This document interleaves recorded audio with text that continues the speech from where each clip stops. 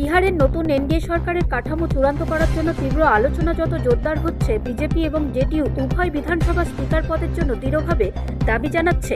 সূত্র অনুসারে নীতিশ কুমারের জনতা দল ইউনাইটেড এবং বিজেপির মধ্যে মঙ্গলবার নয়াদিল্লিতে একটি গুরুত্বপূর্ণ বৈঠক ডাকা হতে চলেছে, যেখানে স্পিকার পদের পাশাপাশি গুরুত্বপূর্ণ মন্ত্রীদের দপ্তর বন্টনের বিষয়টিও আলোচনার বিষয়। সূত্রের খবর, বিজেপি এবং জেডিইউ উভয়ই বিধানসভা স্পিকারের পদের জন্য দৃঢ়ভাবে দাবি জানাচ্ছে।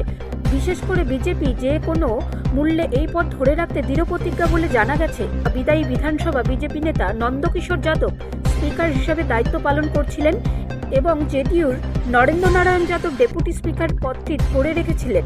স্পিকার ছাড়াও বেশ কয়েকটি গুরুত্বপূর্ণ সরকারি দপ্তর নিয়েও তীব্র দর কষাকষি চলছে। রাজ্য বিজেপি নেতারা কৌশলটি নিয়ে আলোচনা করার জন্য পাটনায় গভীর রাত পর্যন্ত আলোচনা করেছেন এবং জেডিইউর নেতা সঞ্জয় কুমার ঝা এবং লালন সিং সহ কয়েকজন মঙ্গলবার দিল্লিতে উচ্চস্তরের আলোচনায় যোগ দেওয়ার জন্য যাবেন বলে আশা করা হচ্ছে।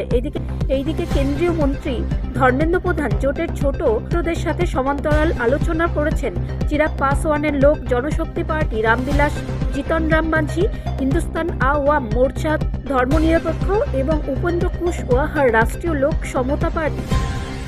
ব্যুরো রিপোর্ট, রাষ্ট্রীয় প্রসার বাংলা।